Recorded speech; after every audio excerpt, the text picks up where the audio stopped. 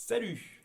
On a vu dans la vidéo précédente comment faire des rythmes simples avec nos mains, notre pied droit et notre nouveau futur super meilleur pote, et tu sais exactement de qui je veux parler. On va maintenant essayer d'appliquer ça pour venir taper avec les petits morceaux de bois sur l'engin qui fait du bruit derrière, parce qu'on est quand même là pour ça. Mais il y a quand même 2-3 petites règles à voir pour faire ça. On va pas toutes les voir tout de suite. On va juste parler d'un sujet qui me tient à cœur, qui s'appelle le doigté. Le doigté, dans doigté, il y a le mot doigt, donc qui est articulé sur les mains. Et tout simplement, ça veut dire quelle main on va utiliser pour jouer quel rythme. Voilà, à quel moment. On va voir ça tout de suite.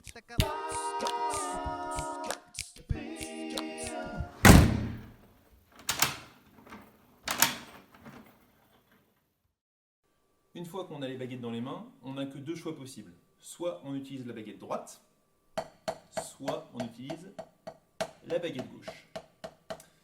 Ça va être symbolisé sur la partition par un petit carré quand il s'agit de la main droite et un tout petit rond rempli quand il s'agit de la main gauche. Donc, si vous voyez le carré, ça veut dire qu'il faut utiliser la main droite. Et si vous voyez le rond, ça veut dire qu'il faut utiliser la main gauche. On va maintenant faire les exercices qu'on a vus juste avant. On va essayer de les dérouler pour voir comment est-ce qu'on joue les différents rythmes. Je rappelle, il y en a trois. Il y a le rythme où on joue une fois par temps. On verra plus tard comment il s'appelle. Je vous le dis quand même maintenant, ça s'appelle une noire. Il y a le rythme où on joue deux fois par temps. Pareil, je vous le dis maintenant, ce sera revu après. Ça s'appelle deux croches. Il n'y en a pas une, il y en a deux. Attention, ce n'est pas des doubles croches, c'est deux croches. Et il y a le troisième rythme où on joue 4 fois par temps. Là, ce ne sont plus des croches, ce sont des doubles croches. On appelle ça 4 doubles croches.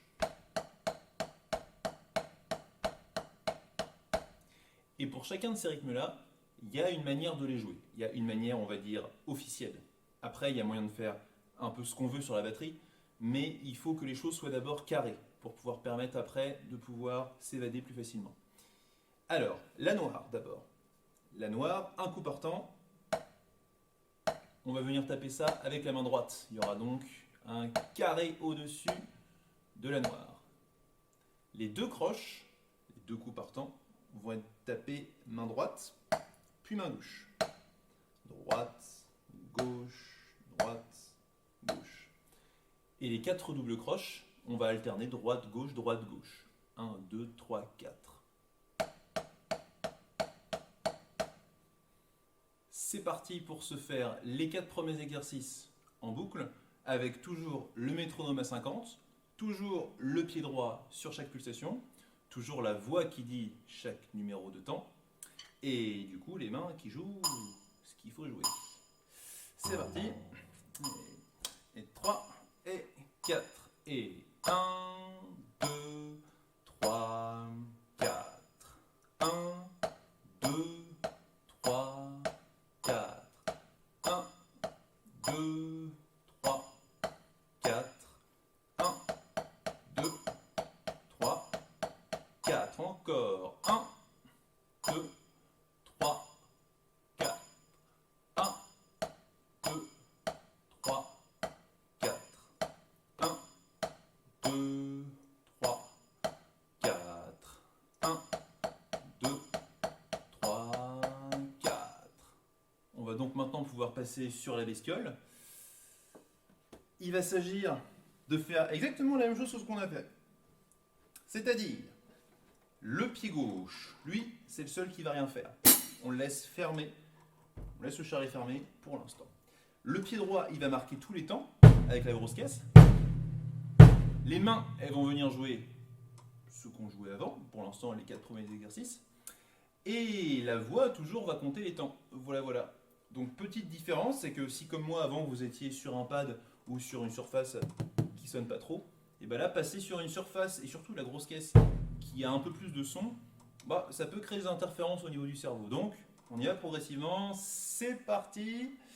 Métronome à 50. 3 et 4. Et 1, 2, 3, 4.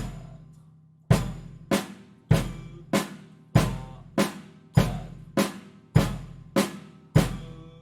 3, 4.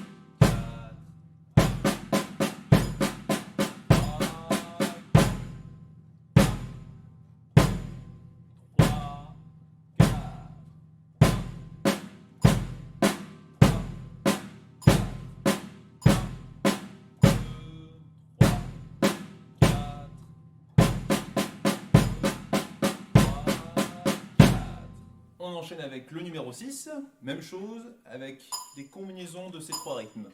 3 et 4 et 1, 2, 3,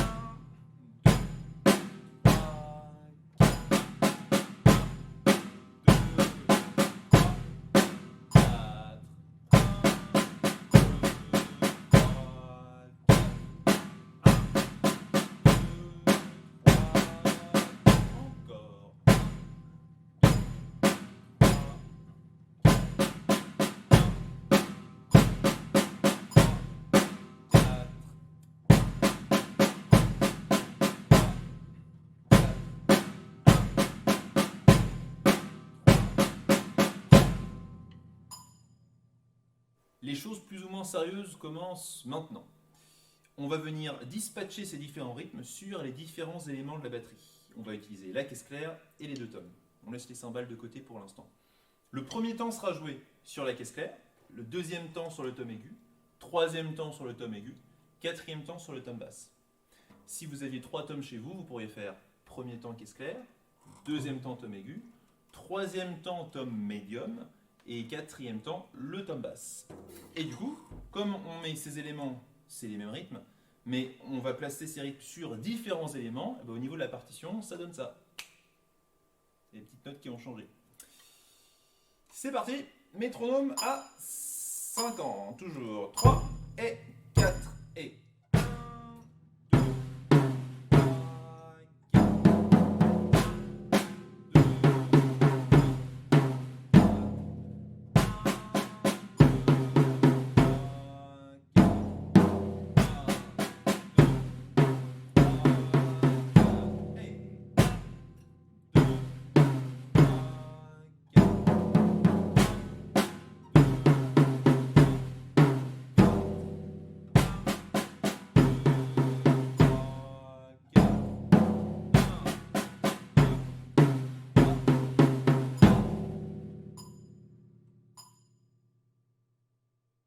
La suite est la même qu'avant, c'est-à-dire refaire cet exercice-là avec des tempos plus lents ou plus rapides. L'avantage que vous allez avoir à jouer ça avec le métronome, c'est premièrement, ça va vous apprendre à jouer avec la pulsation, toujours être avec elle, et ça c'est extrêmement important en tant que batteur, mais surtout en tant que musicien.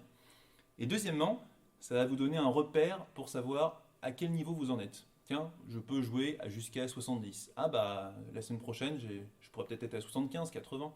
Ça peut vous donner une marge d'évolution.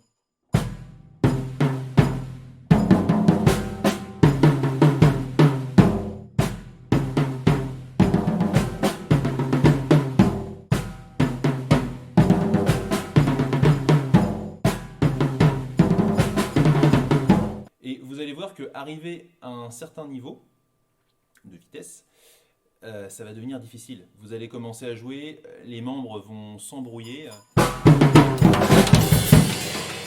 La limite à laquelle vous allez vous confronter, ça va correspondre à la limite de vos capacités actuelles à jouer à une certaine vitesse. C'est-à-dire que votre corps et votre cerveau n'est pas encore câblé pour jouer assez vite. Vous n'avez pas encore assez d'entraînement. Donc il faut juste continuer, persévérer à des tempi un petit peu inférieurs.